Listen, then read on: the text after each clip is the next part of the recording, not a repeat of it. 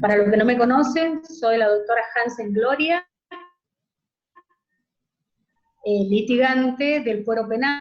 En esta oportunidad, los penalistas de Tucumán, con la participación de la doctora Domínguez Analía, el doctor Monteagudo Luis, el doctor Toscano Facundo, el doctor Leguizamón Juan Carlos, Mejía Walter y Samayo Hugo, tratamos de llegar a cada uno de los colegas para poderlos capacitar y poder realmente enfrentar nuestro nuevo código. En esta oportunidad tenemos la prestigiosa disertación del doctor Enrique Periconi. Estamos hablando de un vocal de cámara de apelación, profesor directamente por concurso de la Cátedra de Procesal Penal de la UNT. En esta oportunidad, el doctor hablará sobre el tema de la defensa particular y el rol, en este caso, de los jueces en el sistema acusatorio. Muchísimas gracias y todos en sus manos. Por favor, silenciemos todos los teléfonos y todas las cosas para que podamos escuchar atentamente la disertación. Muchas gracias, doctor. Muchas gracias, Gloria, y deseo agradecer a quienes se contactaron con nosotros, y me refiero al doctor Walter Mejía, a Juan Carlos Leguizamón, al doctor Monteagudo, a Facundo Toscano, al doctor Hugo Samoaya y, por supuesto, a la doctora Analía Domínguez. En estos instantes vamos a dar comienzo de la conferencia intitulada La defensa privada o particular en el sistema acusatorio y el rol del juez. Como todos sabemos, siempre que hay un texto, en este caso el texto del nuevo paradigma procesal, hay un texto que se corresponde a un contexto. Pero lo que vamos a hacer ahora es ver el contexto del texto, es decir, cómo la realidad ontológica, lo que nos circunda todos los días en los distintos centros jurisdiccionales de Tucumán, va a desempeñar la aplicación concreta de estos paradigmas. Es decir, la pregunta que cabe hacerse es, ¿será verdad que la defensa privada corre en desventaja respecto de la defensa pública o la defensa oficial? Pues bien, veamos. Cuando hablamos de distintos sistemas procesales, estamos hablando del sistema inquisitivo y hablamos del sistema acusatorio. Y para abordar cada uno de estos sistemas, se sabe que estos sistemas contestan distintas preguntas. Por ejemplo, ¿cómo se obtiene la verdad en el proceso penal inquisitivo y de qué manera se obtiene la verdad en el adversarial? ¿Cuál es el rol de uno y cuál es el rol del otro? Indudablemente, colegas, no hay una respuesta unívoca. Porque yo los invito a que analicemos esta suerte de prejuicio que hay, que con el sistema adversarial la defensa privada o particular corre en desventaja. Ahora bien, si nosotros hacemos un análisis del viejo sistema y cómo se manejaban ustedes en él, podemos decir que había momentos en donde si le sacamos una foto y vemos que ustedes interponían un escrito pidiendo los expedientes o el expediente para llevar a cabo una defensa eficiente, tenían que esperar que sea decretado, que haya un empleado que esté dispuesto y libre para que los acompañe ustedes hasta la fotocopiadora para obtener ese material. Mientras que el anverso de esa situación en el viejo sistema era que venía la señora o el señor defensor oficial, pasaba, saludaba a todos los empleados, saludaba a los funcionarios, tomaba café con los jueces y se llevaba el expediente a su despacho o a su casa. ¿Por qué? Porque pertenecían al estamento del Estado provincial en el rol de magistrado de la defensa pública. Otra cuestión que seguramente les ha tocado a ustedes vivir en suerte, es que cuando interponen un escrito, fíjese que una vez que se decreta ponen este tipo de respuesta basada en un costumbrismo para nada sano, como es venga en forma y se le proveerá, téngase presente, en su momento será proveído, estése a lo dispuesto en el proveído tal. ¿Cómo se ve? No parece ser unívoco las respuestas acerca de cuál es el mejor sistema. Sin embargo, cuando ven que hay un nuevo sistema procesal, la crítica que se hace es que si ustedes no tienen clientes que tengan una posición económica solvente, se encuentran en desventaja ante la enorme disparidad de los presupuestos que tiene tanto el Ministerio Público Fiscal como el Ministerio Público de la Defensa. De modo que lo que tenemos que observar si esto es así. Para ello, les quiero decir a los colegas, que a mí me ha tocado pasillar, que tenemos que partir del análisis de una concepción antropológica, filosófica, acerca de quiénes son los protagonistas en el proceso penal. Y la verdad es que los protagonistas en el proceso penal, sean defensores oficiales, sean ustedes que son privados, sean los jueces, sean los fiscales, sea el ministro fiscal, el ministro de la Defensa, todos, este juez también que les habla, tienen una lógica utilitarista. Es decir, siempre, permanentemente, los seres humanos, y más en este proceso, buscamos permanentemente maximizar los resultados y los objetivos que tenemos. Entonces, respecto de la maximización, puede haber maximizadores de toda clase, puede haber maximizadores de libros, puede haber maximizadores de honores, puede haber maximizadores de poder. Y acá, en el último renglón que acabo de decir, me quiero detener.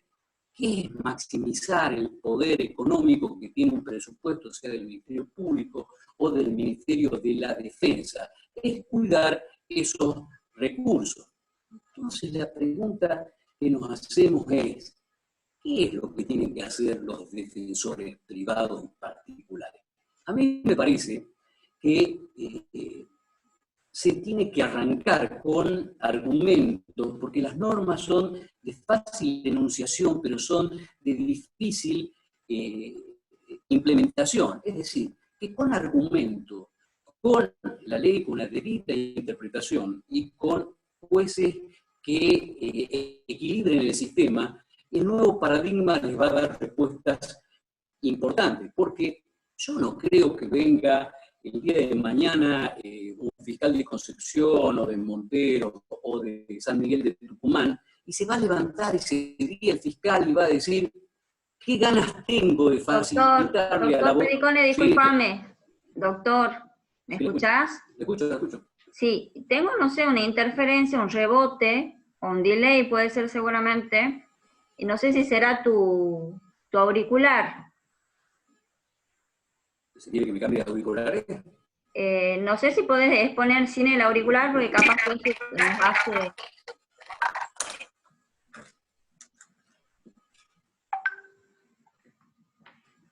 A ver ahí.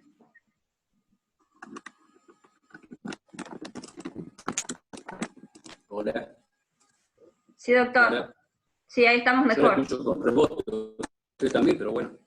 Ahí Hola. estamos mejor, gracias, doctor. No sé dónde había quedado, si alguien me refresca. Hola.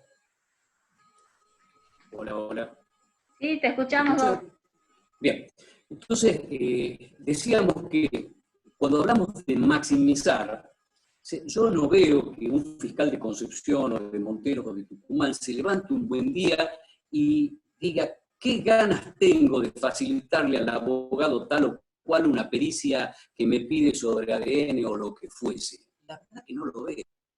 Y hay que situarse que ellos están maximizando el presupuesto que tienen. De modo que, como dije anteriormente, se las tiene que arrancar los abogados particulares con argumentos y normas que son, reitero, fáciles de enunciar, pero a la hora de implementarla se necesita toda una persistencia, toda una actitud proactiva y encontrar además determinados jueces que encuentren la manera de reequilibrar el sistema. De modo que vamos a enfocar, dicho esto, vamos a enfocar la conferencia con el nuevo sistema. El nuevo sistema es un totum revolutum, es decir, una verdadera revuelta en el debido proceso. ¿Y por qué? Porque hay 4 ejes que son muy importantes. La buena fe procesal, que como ustedes saben está en el artículo 105 del Código Nuevo, que me permito leerle: la buena fe de las partes deben evitar planteos dilatorios y abuso de facultades. Pero no es tan solo lo que la literalidad de la norma habla de este principio fundamental que es la buena fe, sino, señores, que se tiene que afinar las retorsiones interpretativas de algunos jueces o las respuestas evasivas de los fiscales o el retardo o la mora que tienen los fiscales respecto de los pedidos de los señores defensores privados. Y el segundo principio de los 4 que voy a enunciar es el nuevo eje o principio de objetividad procesal.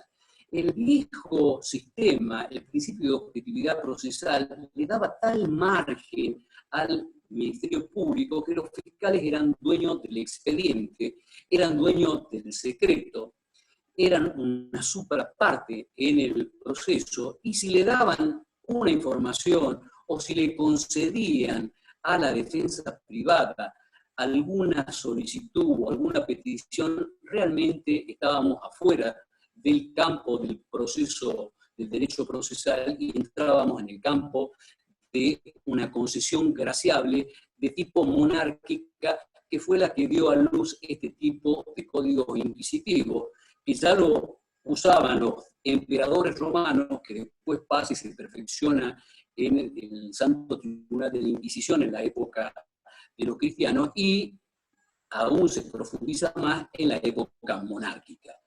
Bueno, el tercer principio es el principio de prevalencia convencional o derecho convencional por encima de los códigos procesales. Ustedes habrán visto que es moneda corriente en los tribunales de la provincia de Tucumán que una suerte de evangelio constituyen los códigos, de lo cual habitualmente no se aparta. Les cuesta mucho a los protagonistas del proceso penal apartarse de la letra fría que dice un código. Y la verdad es que ustedes conocen que por encima del código está el derecho convencional. De modo que esta vieja costumbre, esta vieja maña procesal deviene de la época napoleónica, donde Napoleón Bonaparte, cada vez que un juez creía posible mejorar, sea por el principio de equidad o por cualquier otra cuestión, una norma del código, Napoleón decía, ¡ay, mi código!, y automáticamente ese juez se encontraba en problemas. Y después de estas 3 principios que acabo de enunciar, hay un cuarto principio que va a realizar o efectivizar lo que acabo de decir, que tiene que ver con la audiencia de cautela o tutelas de garantía, lo que los chilenos hablan de, coloquialmente, de pídale cautela al juez. Es decir, para dar un ejemplo, usted está en una audiencia de formalización, que obviamente yo no hago por estar en la alzada, y usted está frente al juez y el fiscal, por el principio nuevo de objetividad, le tiene que facilitar a usted lo que se llama el legajo de investigación fiscal. En adelante hablaremos o me expresaré a través del LIF, el legajo de investigación fiscal, que será LIC cuando sea legajo de investigación de la querella, o LIF cuando sea legajo de investigación, que también tienen ustedes claramente los defensores.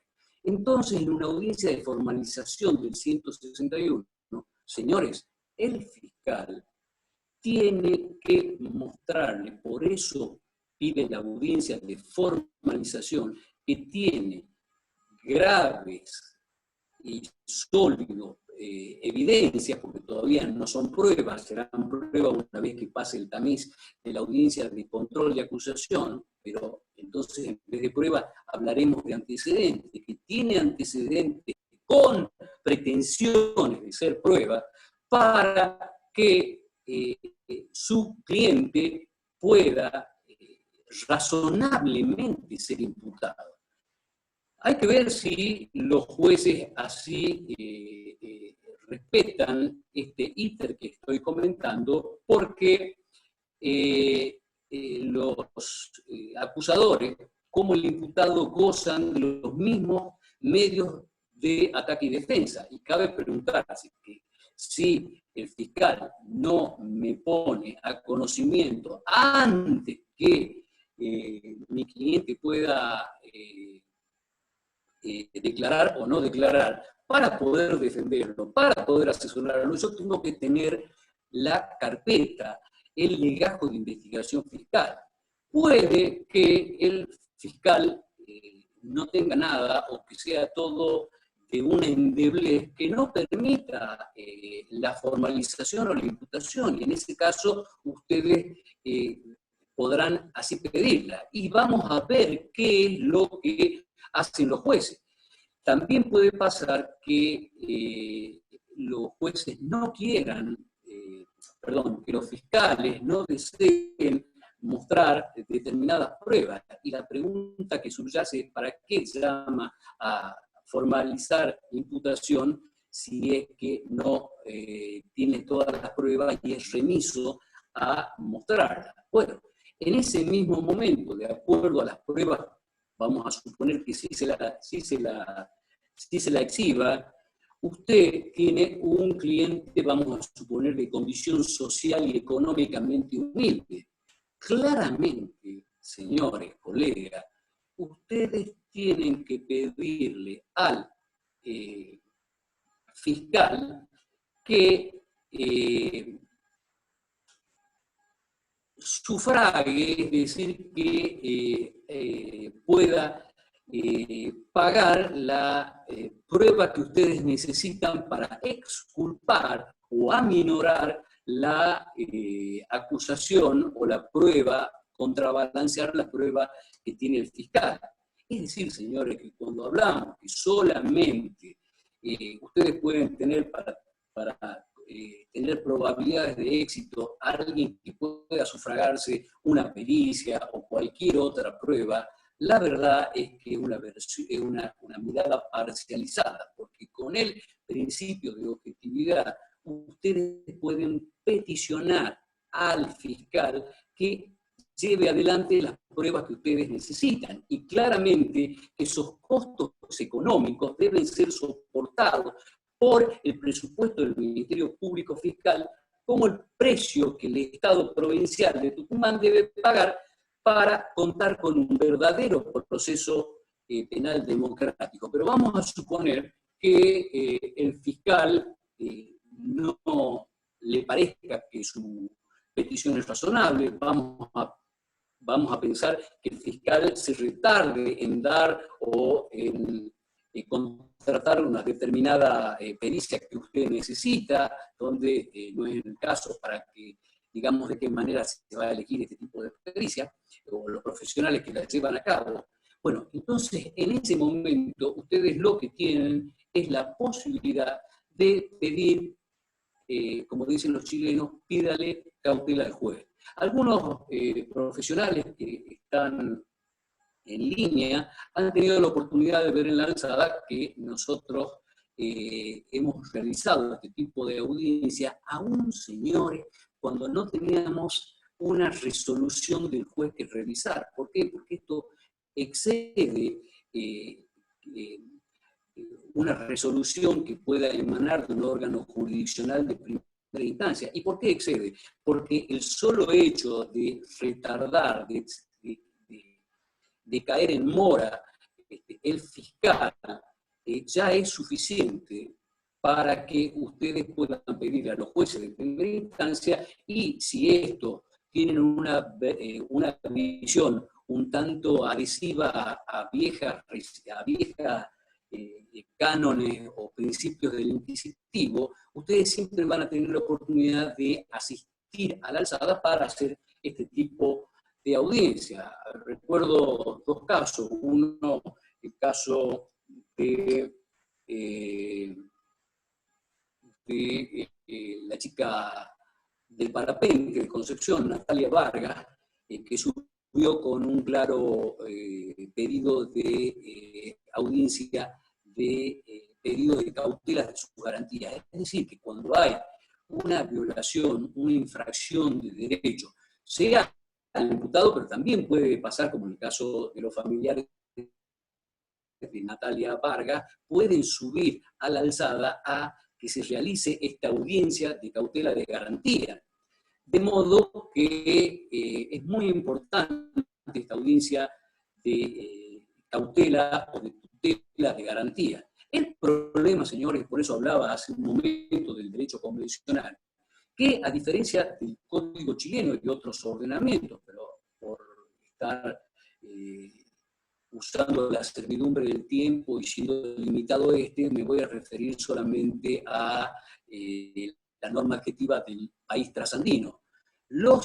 El legislador chileno, en su artículo 110, nos va a decir que cuando haya una mengua, cuando haya una infracción a los derechos del imputado, se puede pedir una tutela o audiencia de cautela o de tutela de garantías ante el juez de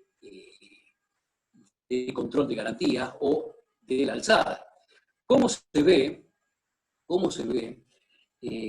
Claramente en nuestro código no está esa audiencia de tutela de garantías, y la pregunta es, ¿qué es lo que vamos a hacer? Y la respuesta es que nunca el Código Procesal Penal de Tucumán, en su nueva versión, puede estar por encima del derecho convencional y de toda la jurisprudencia de la Corte Internacional, de la propia Constitución, del artículo 22, 23, 24 de la Carta Magna Provincial. Es decir, señores, que entiendo que ustedes deben, como abogados particulares, empezar a pedir este tipo de audiencia de cautela de garantías basadas en el derecho convencional, como desde la Cámara de Apelaciones estamos corrigiendo pretorianamente lo que claramente constituye un defecto de técnica legislativa o tal vez de una omisión, pero bajo ningún punto de vista puede no llevarse adelante esta garantía que significa esta tutela de derecho que se van a efectivizar a través de los jueces de garantía, sean de primera o de segunda instancia. Es decir, señores, para apelo a una comparación en aras de una mejor claridad académica. Todos ustedes saben en qué consiste el enfrentamiento de las disciplinas orientales como el judo o el aikido, donde usted va a usar la fuerza de su oponente para alzarse con el triunfo. Bueno, señores, lo que se trata en este proceso adversarial es que ustedes usen el presupuesto del Ministerio Público para poder ir en apoyo, en sostén, en defensa de esos ciudadanos que por el artículo 16 de la Constitución son iguales ante la ley, y que no puede ser que se convalide una situación de los que están en una escala social y económica más alta puedan contratar mejores peritos, puedan acceder a elementos que son necesarios en la justicia. ¿Quién debe, reitero el concepto porque es central, quién debe pagar este costo económico? Es claramente el presupuesto del Ministerio Público. Y por eso, hace unos momentos, hablaba de que somos seres maximizadores. Es decir, no esperen que venga un fiscal y diga, bueno, ¿qué es lo que me pide usted? Bueno, perfecto, ¿qué ganas tengo de facilitarle tal o tal prueba? No, la van a tener que ganar ustedes a fuerza de persistencia, a fuerza de argumentaciones que encuentren jueces dispuestos a cumplir con un proceso penal democrático y la aplicación de normas completamente operativas como son el derecho convencional. De modo que la diferencia que hay entre el viejo sistema y el nuevo sistema tiene que ver con la construcción de la verdad. Mientras la verdad para el viejo sistema era una verdad que estaba escrita muchas veces antes de la sentencia. Lo que importaba era convalidar esa verdad que estaba preconcebida con una serie de pasos que finalmente desembocaban en la convicción que ya tenía el juez. Por eso, si ustedes leen, por ejemplo, el artículo 409, ex 400 del viejo código, nos va a decir que los jueces, con el fin de obtener la verdad, pueden pedir pericias, pueden pedir nuevos testimonios. Señores, esto es de un calado irregular, de magnitudes gigantescas. Eso no puede hacer un juez. Y hablando de la verdad real que se establecía en el viejo sistema, hay una serie de, diríamos, texturas. ¿Qué es la verdad real? Bueno, está la verdad real entendida como lo tradicional, que los jueces podían sustituir, socorrer a los fiscales o socorrer a la querella, porque la querella no había usado, o el fiscal acusador no había usado tal o cual posibilidad, y el juez, en base al artículo 400 o 409, 400, se le ocurría socorrer a una de las partes, con lo cual claramente se contaminaba. Esto no puede pasar más. Sin embargo, yo quiero dar otra textura de lo que es la verdad real. Y cuando hablamos de verdad real, también estamos hablando de la royal truth, es decir, de la verdad de la realeza. Porque cuando en Roma, por ejemplo, no era lo mismo ser patricio que ser plebeyo, no era lo mismo ser padre de familia que no serlo. Lo mismo pasa en el medioevo, que no era lo mismo ser nobilita de la nobleza que ser clérigo o ser del tercer estado. Esta composición o prefiguración de estamentos todavía subsiste hasta el día de hoy. No es lo mismo la predisposición que tienen los actores de los distintos órganos competentes judiciales cuando viene alguien de un estatus o de un estamento social o con influencia en el poder, que cuando viene alguien de un estamento desprovisto de estas influencias. Lo que claramente estoy hablando de estamentos y no de Estado, porque, a ver, ante dos hechos similares, un señor A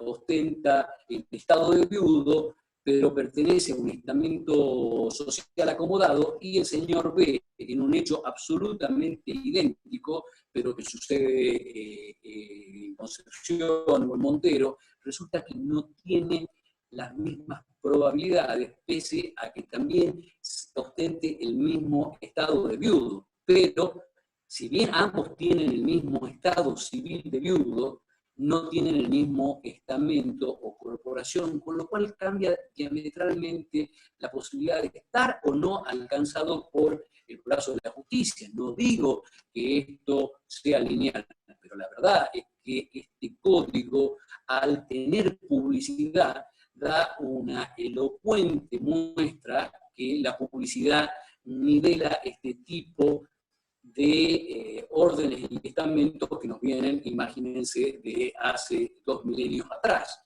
De modo que la verdad se construye en el nuevo sistema con una verdad contextualista, donde va a depender que usted tenga y ejerza determinadas potestades, o no las ejerza, con lo que a la postre puede o no significar su triunfo procesal. Es decir, que un abogado penalista particular tiene, a diferencia del viejo sistema que solamente resistía con su silencio, esperando que el fiscal destruya su estado de inocencia, en esto tiene la posibilidad de sentarse y esperar. Es decir, tener la posibilidad de ver qué cartas maneja el fiscal para diseñar una teoría del caso que sea activa o que sea pasiva. De modo que esta verdad se construye con los hechos, se construye con los actos jurídicos que usted puede realizar o puede no realizar. A ver, si usted le notifican por un teléfono celular que hay una determinada audiencia para hacer para cumplir con un determinado acto, y usted resulta que lo deja pasar, bueno, claramente usted pierde la posibilidad, la chance, como dicen los franceses, de realizarlo. Pero esto es mucho más grave cuando lo que son apurados por los tiempos son los señores fiscales. Yo por ahí veo que dicen 18 meses para un homicidio. Caramba, es un hecho grave, pero la verdad es que no es un hecho complejo. Entonces, a lo sumo, 2 meses es suficiente. O cuando vienen a una audiencia para apelar prisión preventiva, la pregunta es, ¿cuánto tiempo necesita el fiscal para llamar a declarar a un testigo? Y la respuesta es que no necesita más de 2 o 3 días. El problema es que los jueces no podemos hacer el trabajo de ninguna de las partes, no podemos socorrer a ninguna de las partes. Entonces, cuando a veces no dicen nada, porque de tener una actitud, un abogado defensor particular, decir, señor juez, yo pido como defensor particular una prisión preventiva de 3 días. 3 días la pido yo que soy el abogado defensor de mi pupilo, para que se cumpla y el fiscal pueda llamar a declarar a fulano, fulano y mengano. Bueno, señores, se paran distintos. ¿Qué creen ustedes que pueden hacer los fiscales? Nuestra expertise en cuestiones de prisión preventiva era que en un primer momento los fiscales ganaban, para decirlo coloquialmente, por goleada. Esto se ha revertido totalmente, porque cuando estamos discutiendo la peligrosidad en concreto y resulta que el primer acto de defensa, el defensor particular, doctor, con su celular... Sí, disculpa, sí, no quiero cortar tu exposición, pero tenemos interferencia. No sé si querés que volvamos a entrar, salgamos y volvamos a entrar al mismo link. Yo digo, no sé. Si retiras un poco el celular de donde vos estás, capaz que eso te genera interferencia. ¿Ahí me está escuchando? Sí, ahí es mejor. Tenemos el tiempo ilimitado, así que con el tiempo no tenemos problema. Si vos querés volver a ingresar a la sala, ingresamos todos, no hay inconveniente. O si no, continuamos. Continuemos. Bien, gracias, doctor. Entonces, Les decía que en un primer momento los fiscales los pasaban literalmente por encima de los defensores particulares, y esto se ha revertido, porque cuando un defensor particular, ante la exhibición de un registro de antecedentes que hace el fiscal, el defensor particular dice, bueno, pero si usted ve que de las 20 causas, la 1, la 2, la 3 están archivadas de tal fecha, la 4 y la 5 en estos momentos tiene tal situación, lo dejan a los fiscales sin ninguna posibilidad de confutación o refutación. O cuando un defensor particular dice, tengo 20 pedidos al fiscal para que produzca tal prueba o concluya con las pruebas que dice tener pendiente, y no tengo ninguna respuesta, ¿qué cree que tenemos que hacer los jueces de alzada? Claramente estamos ante un servicio de justicia deficiente y una clara infracción de derechos a la defensa pública y al propio imputado, como también, como el caso de Natalia Vargas, puede pasar con los perjudicados por el delito o la querella. Pero bueno, para ir terminando, así quedamos abiertos a las preguntas de ustedes. Como soy juez, no quiero dar un caso en particular, pero sí voy a referirme pedagógicamente a un ejemplo que yo doy en la facultad, sobre una publicidad de automóviles deportivos, una publicidad Ferrari, Lamborghini, la que ustedes quieran, donde claramente siempre aparece una chica muy mona en bikini.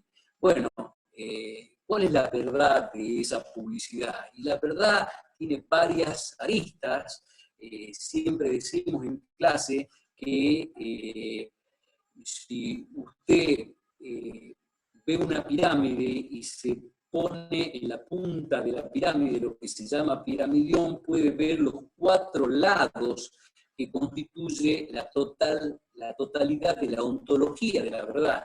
Entonces, si usted ve la publicidad de los automóviles deportivos, en aras de una claridad pedagógica, podemos decir que se la hace para el comprador, para estimular a quienes quieren comprar ese bólido. Pero también resulta que ustedes, como abogados, pueden mostrarnos otra arista y decir que esa publicidad también es para el ladrón, o que también estimula tanto al corredor de bólidos como al violador de señoritas en los parques de Tucumán. Es decir, señores, colegas, que sobre un mismo hecho, es decir, sobre la publicidad de un auto deportivo, hay 3 interpretaciones distintas y cada una de ellas tiene su verdad, que está una orientada al deseo de despertar la compra, otra al deseo de obtenerlo, pero a través del robo, y la tercera es que ninguna de las 2 anteriores sería correcta, sino que es la que estimula al violador de señorita. Entonces, para cerrar la charla, voy a dejarles algunos tips que nosotros enseñamos en la facultad y de los cuales yo estoy absolutamente convencido. No tenemos tanto tiempo, pero les voy a decir que la verdad procesal no llega de golpe. Se va construyendo y se va formando en la cabeza del juez de acuerdo a la tesis que tiene la acusación contra la antítesis o la tesis que tiene la defensa. Otra cuestión que quiero decirles que es muy importante, y el FBI tiene estudios muy claros, que el 67% de la comunicación en una audiencia es no verbal. Usted ve lo que está diciendo, la cara, los gestos, el revoleo de los ojos que hace un fiscal o que hace un defensor, y todo esto incide en el jurado y por supuesto que incide en los jueces. Es decir, señores, que una décima de segundo en una audiencia o en un debate en donde su adversario no puede, con la contundencia y la inmediatez de confutar una pregunta de un abogado particular, bueno, esa duda queda flotando en el ambiente como una verdad, que puede pasar que hasta ese momento pareciera ser una verdad inconmovible. Otro tips que a mí me parece importante es evitar preguntas en la audiencia si usted no sabe con anterioridad o de antemano la respuesta a esa pregunta. En el estrado, en la audiencia no es un lugar para que a uno lo sorprenda. Y otra cuestión que a veces vemos es que ustedes, ante una pregunta que no contesta el fiscal, se ponen reiterativos. Señores, nosotros en nuestra cabeza, los jueces, si a veces no hay una contestación porque no resulta contestar o porque uno ve que por toda esa gestualidad el fiscal no tiene la más mínima idea de qué va, es mejor no insistir en la respuesta. Hay que dejar que la respuesta flote, valga el pareo, en el ambiente. Y algo que es una verdad de perogrullo, pero que la investigación no está terminada hasta que transcurra el plazo procesal dispuesto, y que siempre puede dar un giro a último momento. Después, podríamos decir que los buenos argumentos matan a buenas pruebas. Es decir, los buenos argumentos, el diseño que ustedes tengan en su teoría del caso, que puede trabajarse sobre buenos o malos hechos, pero lo cierto es que pueden trabajarse también sobre buena o mala legislación, sobre buenas o malas pruebas, pero los argumentos son muy, muy importantes, como decíamos hace un momento. Es decir, que los buenos argumentos superan a las buenas pruebas. Y si la ley está a su favor, lo que tiene que hacer es machacar y volver a machacar sobre la ley. Si los hechos están a su favor, machaquen sobre los hechos. Pero cuando la ley no esté a su favor o no esté claramente a su favor, enfatice los hechos de la manera que más favorablemente, o el jurado cuando esté, o los jueces, interpretemos algún área gris en favor de su posición. Pero lo que nunca hay que hacer es machacar sobre la mesa, es decir, nunca hay que enojarse, hay que saber que se debe ser la persona más razonable en el estrado, en la audiencia, y que siempre hay que proyectar mesura, que es mucho más importante que intentar proyectar que a uno se le tiene miedo. Bueno, quedo a disposición de ustedes para las preguntas que les parezcan. Hola. Sí, doctor. Le paso la palabra a la doctora Gloria. Gloria, ¿podés activar tu audio?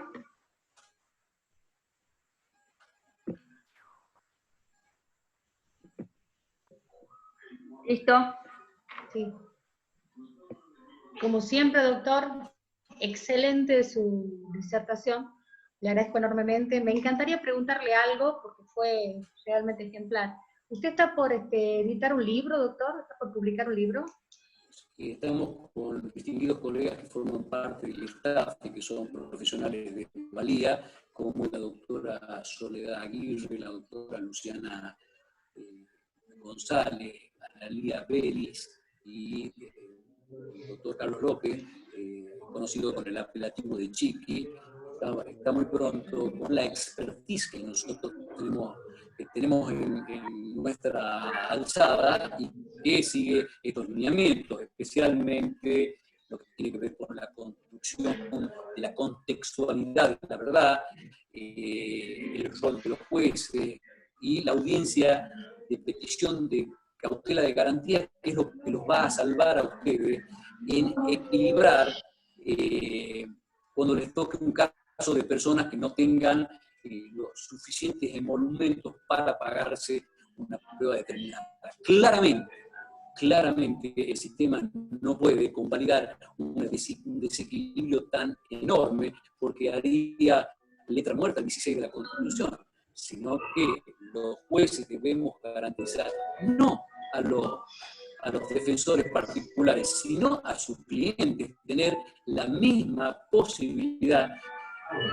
Como decía Jimeno Sendra, el gran Jimeno Sendra, que decía que tienen que tener los mismos medios de defensa y de ataque, lo que se llama paridad o igualdad de armas, que hasta acá, hasta que esto no tenga rodaje, nos va a costar lograr poner a punto el código. ¿Te escucho? Colegas, si alguno quiere hacer una pregunta, levanta la mano y les levanta el audio. David Maldonado. Te escuchamos. ¿Cómo le va, doctor? De la provincia tenemos de Concepción, doctor. De acuerdo a la exposición de ustedes, le quiero hacer dos preguntas que son atinadas para un caso en concreto que estoy trabajando y que tengo problemas. Primer problema, en el marco de la situación de pandemia que estamos teniendo, la causa que estoy trabajando es con detenido, tiene preso, es decir, tiene presión privada de libertad, por lo tanto, los plazos siguen corriendo. Pero a la vez, desde que yo lo tengo la causa, los detenidos no han prestado declaración en la audiencia de formalización de cargos, se han guardado el derecho para ejercerlo en otra oportunidad. Desde que yo tomé la causa, veí los elementos y deseo y ellos me manifiestan las ganas de declarar. Lo solicito por escrito y el fiscal no lo quiere hacer. El artículo 70 de este código dice que el imputado debe declarar las veces que quiera ante el fiscal, pero el fiscal no me quiere tomar la declaración porque dice que eso no es urgente en el marco de la pandemia. De acuerdo a su exposición, dijo de audiencia de tutela. Así es. En la nomenclatura de todos los tipos de audiencias que hay, no tengo una audiencia, porque no pude encontrar una audiencia que diga algo relacionado con declaración de imputado. Bueno, ese tipo de audiencia que ustedes estaban mencionando me parece útil. Ahora, manifestarlo y solicitar una audiencia que se lo hace por internet va a ser difícil, porque todo es informático. Si no está el tipo de audiencia como usted como usted la menciona, o con otro nombre, no la puedo pedir. ¿Qué podría hacerlo yo para solucionar eso si el fiscal no me quiere tomar la declaración? La primera cuestión es que nos encontramos en... Hola. Lo perdí, sí, repítame. Que luego de que obtuve la respuesta del instructor por orden del fiscal de que no me iban a tomar la declaración porque no es urgente, gente con privada de libertad hace 3 meses, me fui al superior, al fiscal regional, y me dijo que eso lo debe manejar el fiscal. Y quedé en el medio, porque no tengo una audiencia para ir al juez en la nomenclatura de solicitud de audiencia, una audiencia que diga declaración de imputado. Y quedo en el medio, en el limbo, con 3 detenidos sin posibilidad de declarar. Esa es una pregunta. Ya, doctor. La primera definición es que estamos en un momento que usted lo define como el limbo, no tan solo sus clientes, sino todo el sistema, todo el mundo es como que se ha detenido el tiempo. Imagínense, yo con el retardo que escucho y el delay que escucho lo que usted me dice. Lo que a mí me parece que el fiscal yerra con la respuesta que usted le da. Porque, claro, la orden de prioridades de él puede no ser urgente, pero en orden a la prioridad de ese imputado y del defensor claramente lo es. La segunda cuestión es que más allá de lo que le queda de interponer una habeas corpus, entiendo que ustedes no tienen un pasamento pretoriano como el que nosotros venimos intentando y desarrollando desde la Cámara, es decir, que yo me comprometo a pasarle, creo que es el capítulo 3 del libro que estamos por editar, en el que hablamos de audiencia de cautela o tutela de garantía, donde hay fallos internacionales, como la Cámara en Chile, lo pueden anotar si ustedes quieren, pero yo me comprometo, voy a hablar con los coautores claramente, para liberar de los derechos de autor a este capítulo que viene a impactar en el caso que usted claramente, con impotencia diría, lo está exhibiendo, y es bueno que lo podamos conversar en este cenáculo de distinguidos colegas. También le quiero decir que hay que tener un poco de paciencia hasta que vayamos poniendo a punto esto, porque este tipo de problemas hubo durante el curso de la historia.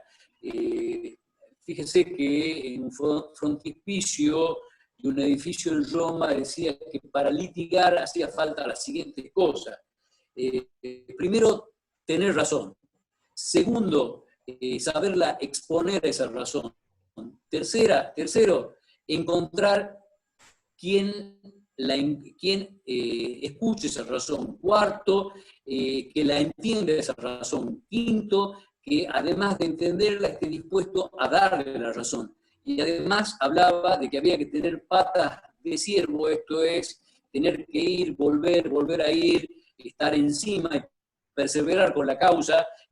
Séptimo, casa de banquero, es decir, que no era para cualquiera poder litigar, que es lo que yo estoy tratando como un punto de partida, que los colegas entiendan que como el aikido o como el judo, ustedes tienen que montarse en el presupuesto del Ministerio Público Fiscal. Claramente a los fiscales y a la cúpula del Ministerio Fiscal esto no le hace gracia, pero no le hace gracia no porque sean perversos o porque sean antidemocráticos, sino que, como dije recién, cada uno es maximizador dentro del campo que le toca ocupar, y no es algo que nos pueda poner irascibles, sino por el contrario, pero vamos a ir construyendo buena jurisprudencia con buenos planteos, como el que entiendo que usted está haciendo, pero bueno, habrá que ver si el albur de todo esto que ya viene de 2000 años atrás, usted puede conseguirlo. No tengo duda que en algún momento lo vamos a lograr, pero vea, doctor David, yo me comprometo a través de Penalista Tucumán, y después de hacer la consulta con los coautores del libro, de mandarles libre de derecho este capítulo que entiendo que les puede servir mucho. Más allá de que usted pueda hacer un habeas corpus, claramente, ¿no? La segunda pregunta que dije que iba a hacer es respecto al presupuesto en materia de prueba, como usted dice, sumándonos al Ministerio Público. Tengo en esa causa un examen ginecológico producido en dos exámenes ginecológicos, uno de rigor de la policía y otro con mayor profundidad en el hospital público. Y ese informe ginecológico yo lo noto incompleto. Para yo hacer un examen ginecológico particular, tengo una erogación del cliente de fácil 20.000 pesos. ¿Cómo hago para pedirle al Ministerio Público que me haga un tercer examen o una serie de aclaraciones a ese informe realizado y practicado y ordenado por el Ministerio Público? Que después a mí no haga más que, como defensor, no hacen más que notificarme la conclusión de ese examen. ¿Cómo puedo pedir yo aclaratoria? Yo le voy a explicar cómo funciona la lógica de las audiencias de tutela o de cautela de garantía. Puede funcionar a lo largo de cualquier etapa del proceso, es decir, que inclusive dentro de la audiencia de formalización del 161, usted puede decir, dado que el fiscal es renuente a mostrarme prueba o que no quiere aceptar tal otro profesional que yo propongo, usted tiene que tener una lista, digamos, de profesionales para disipar cualquier sospecha de lo que fuese. y en esa misma audiencia de formalización se sobremonta otra audiencia de cautela de garantía. Puede pasar que ese juez no sea permeable a un derecho que claramente tiene usted siempre que sea lógica, procesal, que sea pertinente, lógica y procesalmente. Ese es los únicos límites que tiene usted. De modo que si en la audiencia, si dentro de la audiencia de formalización, usted plantea una nueva audiencia que es de cautela de garantía y tampoco tiene respuesta, bueno, puede ir en apelación a la alzada. En este caso, Tucumán vienen a la Cámara de Apelaciones, donde nosotros claramente, aún, escuche bien, aunque no haya una resolución que revisar, señores, no hay nada más contundente que lo implícito. Si yo a usted no le hago lugar, lo ignoro o tengo mora, y cuando hablamos de mora, señores, doctor, especialmente se lo digo a usted, mora es el retardo injustificado en cabeza de quien tiene la obligación o el deber de evacuar o de observar determinada conducta. Bueno, el fiscal me tendrá que decir por qué él tiene un criterio distinto que el suyo, pero para eso están claramente los jueces de control de garantías.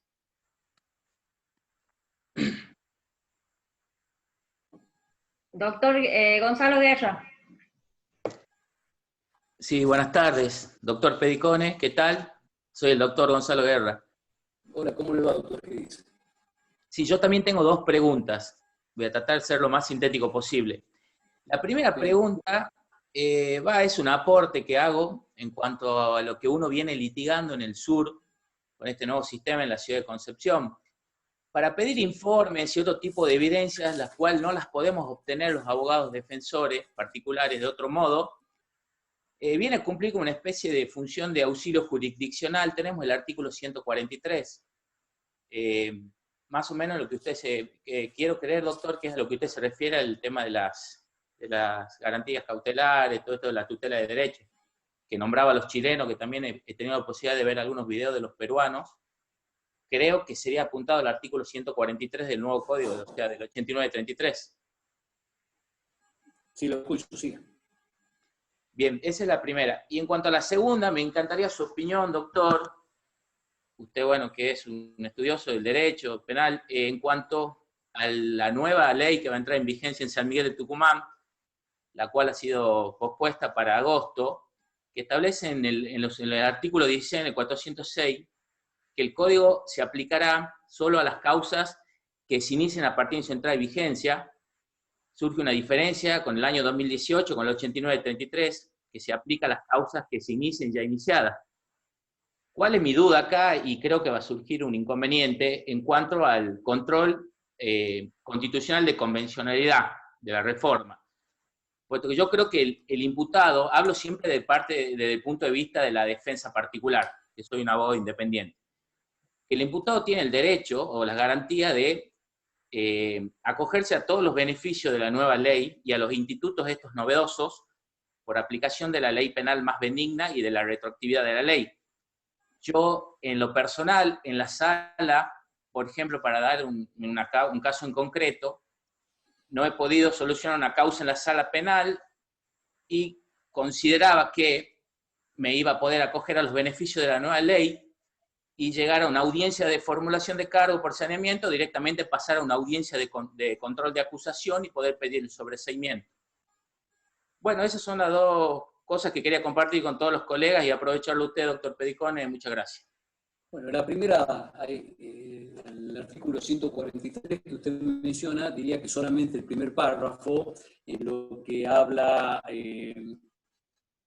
del cumplimiento de principios y de garantías constitucionales. No obstante, yo creo que esto tiene que tener una solución pretoriana, como la que nosotros estamos dando, y claramente reitero el concepto por ser central: el derecho convencional es operativo y ninguna ley provincial puede estar, o nacional puede estar por encima de ese derecho convencional. Pero su sugerencia del 143, siempre, reitero el primer párrafo, puede venir a solidificar, cimentar, ayudar, sostener, defender la postura de lo que el Código chileno tiene en su artículo 110. La diferencia con el artículo chileno es que ellos en su momento no ponen a las víctimas como portadoras de esta facultad de solicitarle cautela o tutela de garantías a un juez de control de ellas. Y yo creo que nosotros, no creo, estoy seguro que nosotros pretorianamente, hasta que haya un ajuste que pasa en todos los códigos y la legislatura termine precisando con técnicas legislativas este tipo de omisiones, que por otro lado es normal en cualquier código, pero yo no dejo de reivindicar las bondades que tiene este código, que se va a ir, reitero, ajustando a medida que vaya pasando el tiempo. La segunda pregunta, ¿me la puede refrescar? Ya le damos el audio al doctor Guerra de nuevo, porque se lo había silenciado.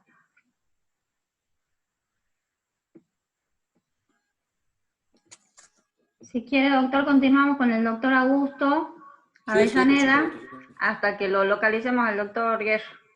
Doctor Augusto. Sí. Buen día, buenas tardes, doctor. ¿Cómo le va? Mire, doctor, ¿me escucha claro ahí? Sí.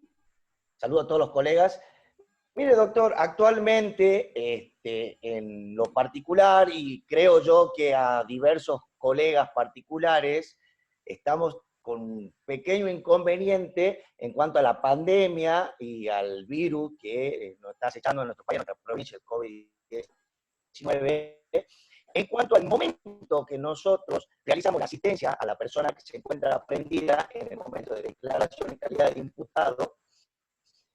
Muchos de nuestros colegas se ha pedido en la defensa que el mismo digamos, posterior a declarar y se le ordena la detención o el mismo proceso, que sea mediante el sistema del arresto domiciliario, atento de que llevar a una persona que se encontraba en libertad en la calle, en algún lugar, es de altísimo riesgo, insertarlo en un lugar de donde se encuentran otros detenidos, 60, 40 presos que están abarrotadas todas las comisarías, y estos pedidos están siendo muy demorados. Entonces, no ver la garantía, la Fiscalía no hace lugar, demora los 10 días.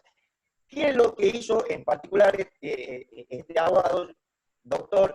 Yo solicité en una declaración que se haga presente el juez de instrucción o de alzada para velar las garantías de esa asistencia en ese momento, y no me hicieron lugar. Me dijeron que no era necesario, que estaban todas las garantías dadas para que se realice el acto, pero en sí la garantía es para poder tener una respuesta pronta.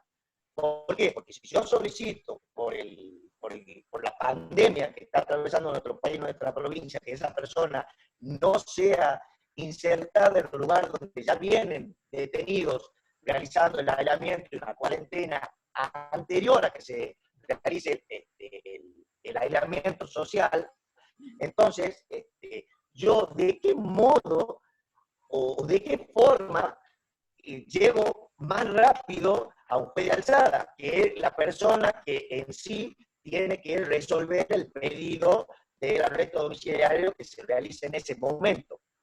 Ya es la segunda vez que me sucede con la misma fiscalía, y yo solicité la presencia del juez de alzada para ver la garantía y que se resuelva en ese momento. No solicito que se resuelva en el momento del estado procesal, y tampoco las pruebas o todo lo que le faltaría realizar a la fiscalía, sino en sí el riesgo que ponemos en llevar a una persona que se encuentra fuera de un aislamiento a llevarlo donde se encuentran 40, 50 personas detenidas. Eso quería saber porque yo solicité también en la audiencia de la obra y no se encuentra ese ítems para solicitar el juez directo, Bien. que sería el juez de Bien. discusión, o en este caso la alzada Cámara de Apelación.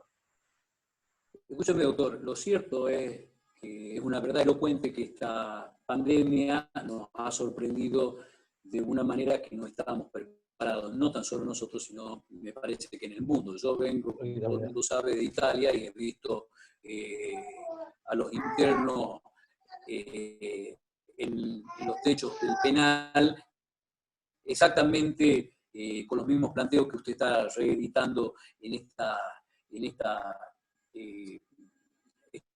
charla vía Zoom. De modo que lo que le puedo decir es que todos los poderes están haciendo un enorme esfuerzo dentro de las limitaciones y de la sorpresa que nos ha causado. Fíjese que como consecuencia de esta situación, todos vamos a tornamientos digitales. Lo que hace a nuestra alzada, el expediente digital que nos llega consta del requerimiento fiscal, del pronunciamiento digital o escaneado del juez de primera instancia, los agravios de los defensores y el pronunciamiento del fiscal de Cámara. Es decir, que tenemos limitaciones muy serias para poder resolver. No obstante, hacemos todo el esfuerzo. Mientras debo reconocer que tanto la Corte como el Ministerio Público están trabajando en la implementación, que es de público y notorio, que en un futuro cercano nos va a llegar todo el expediente digital, con lo cual va a ser más fácil. Igualmente, ya ve los problemas que tenemos para comunicarnos, que falta intensidad del wifi o se escuchan las voces cortadas, y de la importancia que se le asigna a la inmediatez, a que usted pueda hablar con confidencialidad las veces que quiera con su cliente, o el tema de los metamensajes que uno los puede ver en vivo y no a través de este sistema. Pero bueno, intentaremos poner el cuerpo de la mejor forma que se pueda. ¿Sí?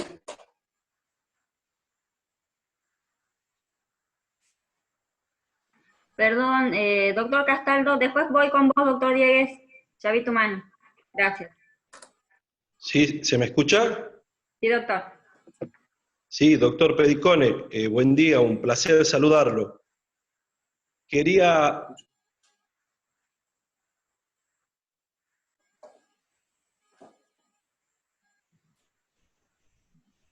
Te escuchamos, doc.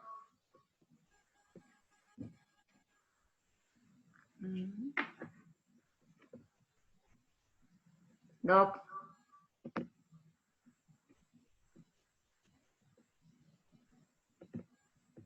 Bueno, seguimos con el doctor Diegues hasta que se solucione el inconveniente. Doctor.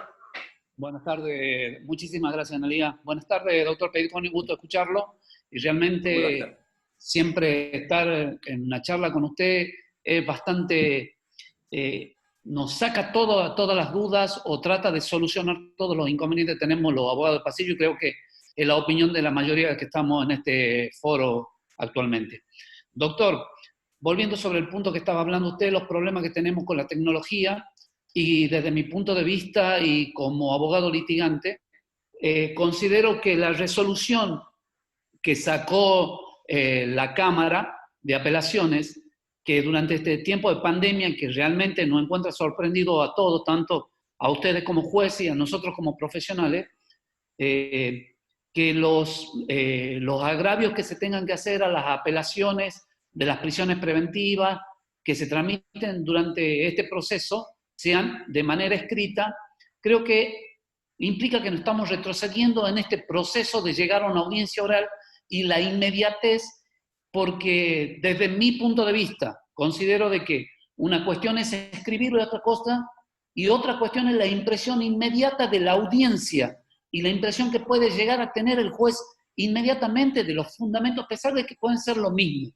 No sé cuál es su opinión, doctor, y le digo que yo soy un fiel de la audiencia oral porque esa situación de la inmediatez nos lleva a resolver la cuestión viva, inmediatamente, y tener la vivencia propia tanto del imputado en la audiencia como del Ministerio Público y la expresión de la palabra tanto del fiscal como de la defensa en ese acto que es tan importante a veces y tan sencillo como usted lo explica en cada una de las audiencias que tenemos. Muchísimas gracias. Yo coincido con usted y siempre va a tener una mengua de inmediatez en tanto no podamos tener en vivo la impresión global que significa poder captar todo el metamensaje, mirada, gestualidad y demás. Lo cierto es que creo que, según me informan, desde el Ministerio Público es inminente que podamos recibir la totalidad de la causa en soporte digital.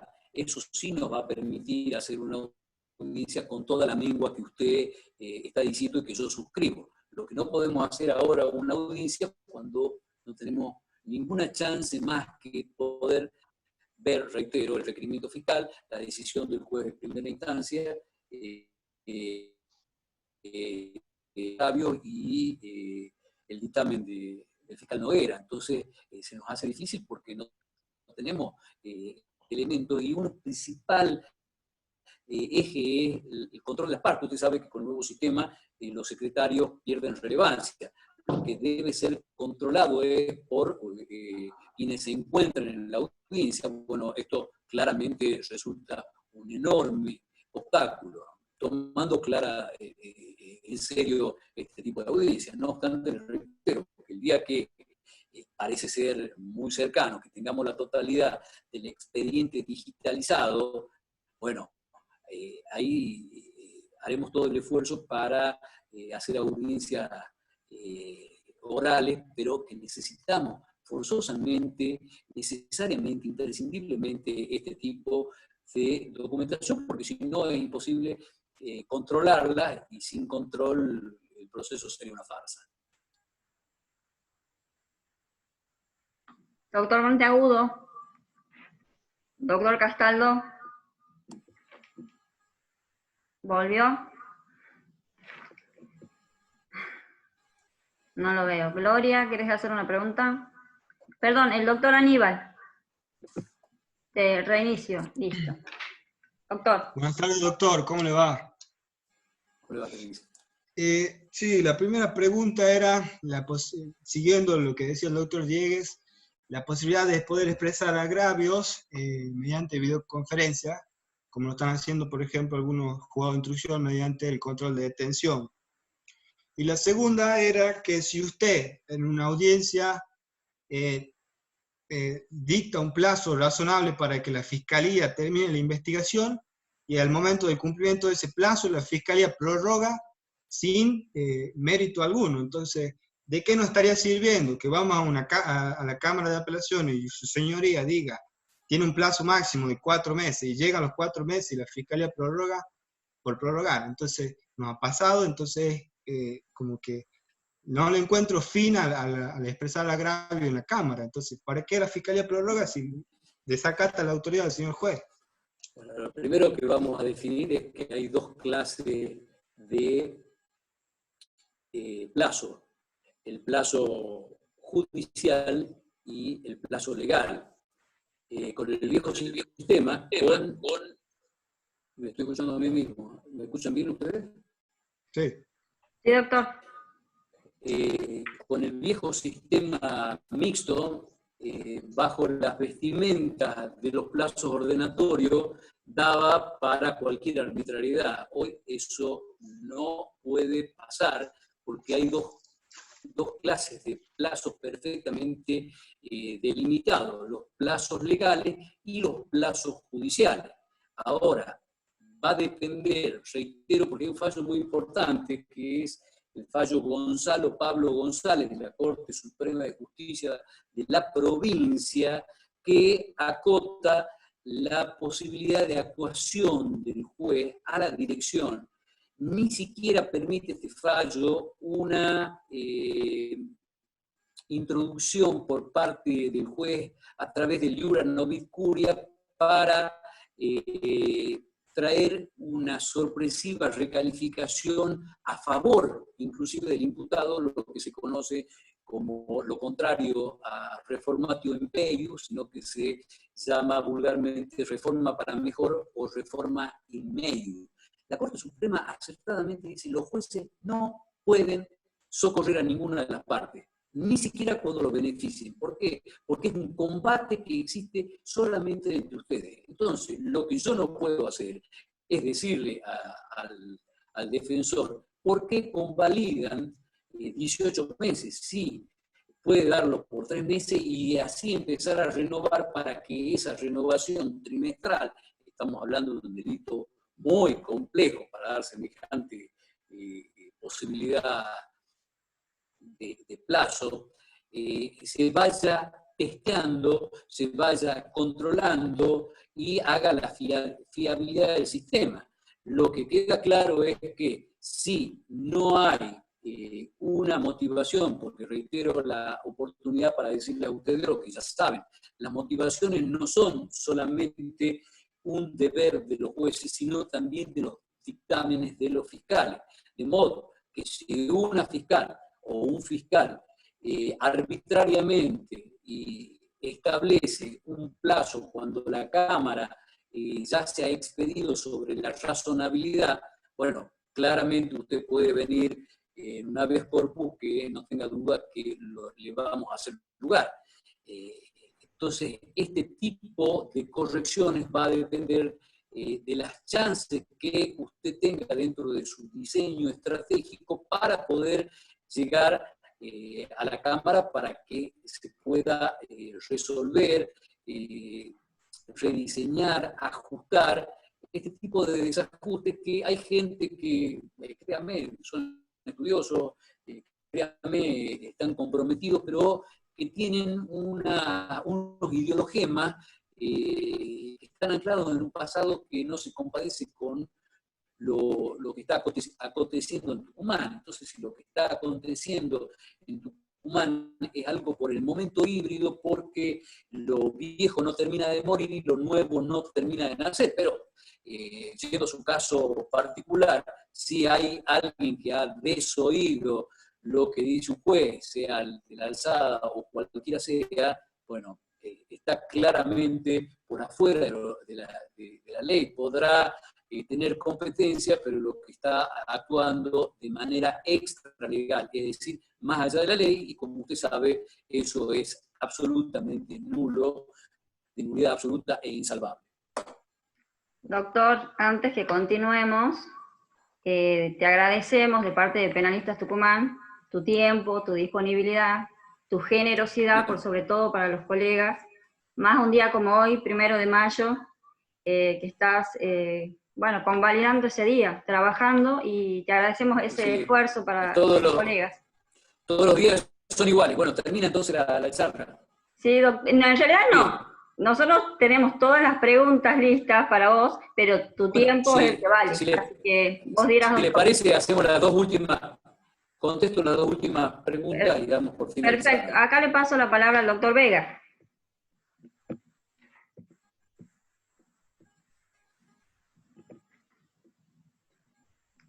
Doctor Vega.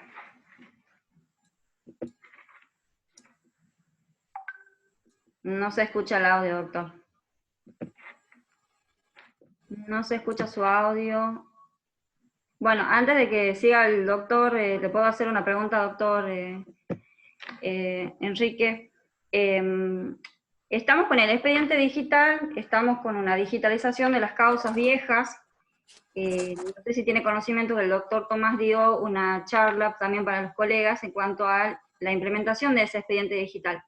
Nosotros tenemos algunas causas que las estamos tramitando ya con una apelación en la Cámara, que por ejemplo, si yo hoy le solicito a la Fiscalía que me mande el expediente digital para que yo pueda ofrecerlo como prueba ante la Cámara, no disponemos de ese expediente porque todavía no está digitalizado o porque tienen otras causas que tienen más prioridad que esas. ¿Cómo hago yo para probar ante la Cámara, más allá de que pueda sacarle una foto, enviarle un CAN-Scanner, una foto de CAN-Scanner o un PDF a la Cámara? ¿Cómo puedo obtener que se convalide, más allá de que ustedes puedan pedir la remisión de las actuaciones principales? Hay dos principios. El principio de la buena fe del 105 que no da, digamos, para tanto como para, más allá de que usted sea una letrada de nota conocida y reconocida en el medio, pero imagínese que si nosotros la dispensamos de la fiabilidad del testeo que debe hacer el órgano acusador a través del Ministerio Público, por el mismo principio de igualdad que estamos hablando, ¿qué hacemos con alguien que no goza del renombre suyo? De modo que a usted le queda insistir que ese derecho sea observado por, en este caso, el Ministerio Público, que no tengo dudas que están trabajando con premura, pero claro, hay un grado tan significativo de causas que eso ralentiza el sistema.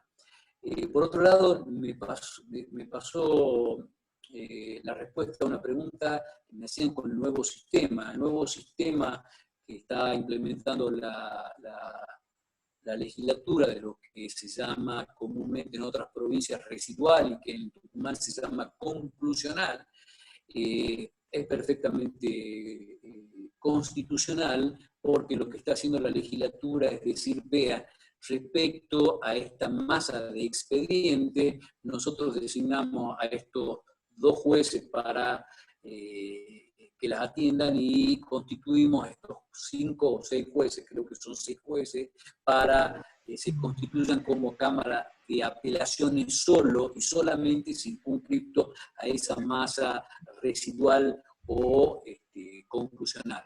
Sí, le escucho. No sé si tiene audio el doctor Vega, si no, le cedemos la palabra a otro colega y terminamos la charla. Hola, ¿me escucha? Sí, doctor, lo escuchamos. Hola. Sí, doctor. ¿Me escuchás ahí? Perfecto. ¿Qué tal, doctor Pedicone? ¿Cómo está? Buenas tardes. Doctor Vega. ¿Cómo le va, doctor Vega? ¿Cómo le va?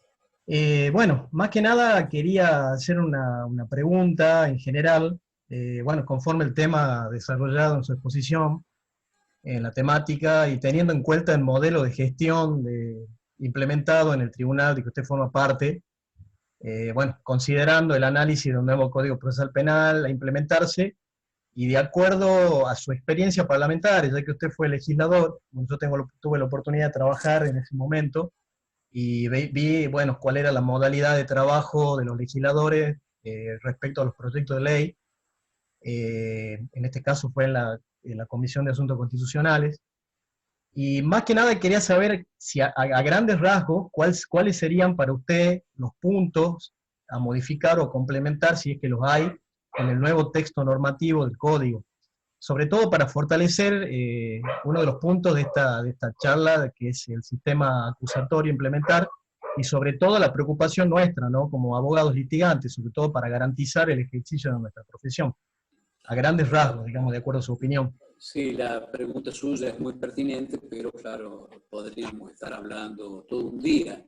Pero bueno, sí, le señalo 2. La primera es la que va a servir de homeostasis, es decir, de equilibrio entre la defensa pública y la defensa particular, que es la audiencia de control o tutela de garantías, o pídale cautela al juez, como dicen los chilenos, que por una omisión no está en el código, más allá que, reiteramos, va a ser de reparación, que por otro lado los jueces también revestimos el rol de jueces convencionales y estamos obligados a aplicarla pretorianamente, y además esto significa, como lo dije hace unos momentos, equiparar, igualar como derivado del 16 de la Constitución, la persona que no tiene recursos, que no quede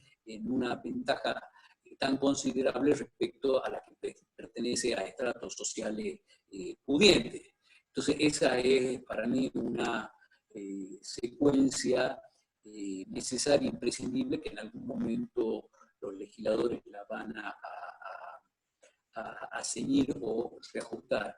La otra me parece que está en una audiencia que es crucial, como la audiencia de control de acusación, porque usted sabe que los juicios se ganan o se pierden en la audiencia de control de acusación, porque a ciertos casos, si usted le saca las pruebas en esa audiencia, a los fiscales se les cae completamente la tesis.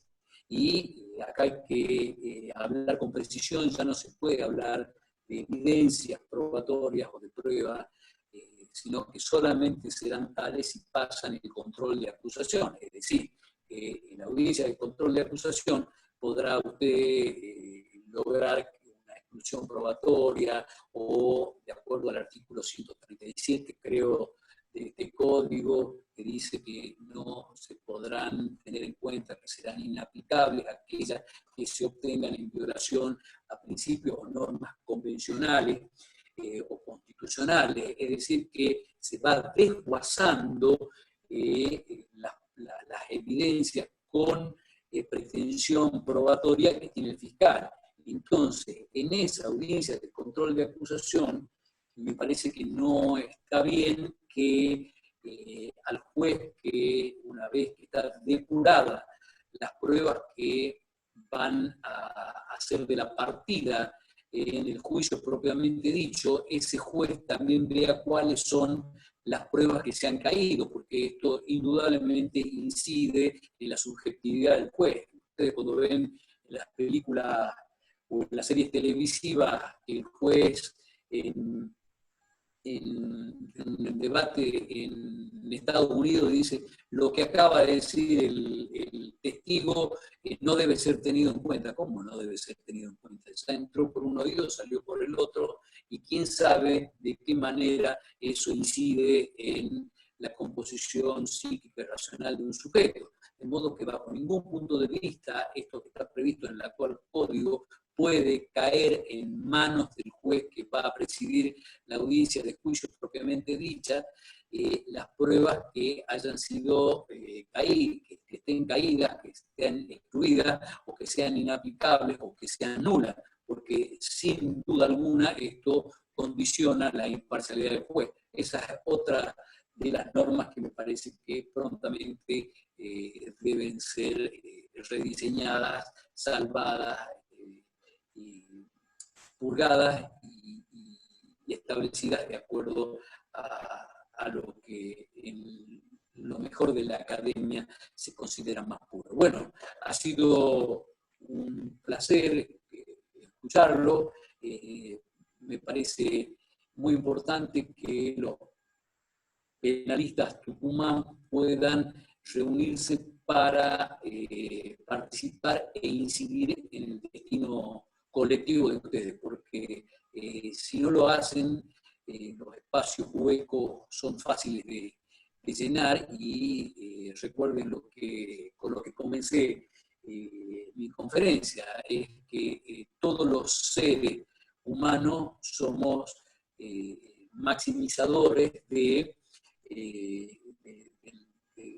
las pretensiones que tenemos. Entonces, a veces hay que maximizar, y eso solamente se hace cuando alguien tiene una postura robusta, una postura con precisión, una postura seria, mesurada y respetuosa.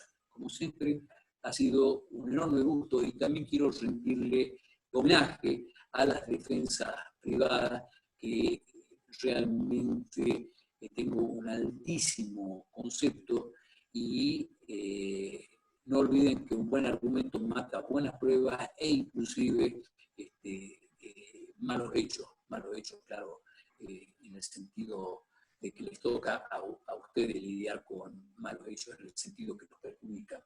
Y que siempre la hermenéutica, que era el romano Hermes, en realidad Hermes era griego, Mercurio era romano, y tenía que ver con la interpretación, con poder estar lúcido para convencer al juez de la tesis suya, que si no la escriben ustedes, la tesis será escrita por los acusadores. Más allá que no tengo duda de que hay buena fe de algunos operadores, o protagonistas, pero que vienen con un ideologema de la vieja escuela y que les va a costar, evidentemente les va a costar, pero a golpes de fallo, a golpes de escrito de ustedes, vamos a hacer una jurisprudencia que vaya morigerando, señalando y abriendo el camino. Muchas gracias. Muchas gracias, doctor, a vos.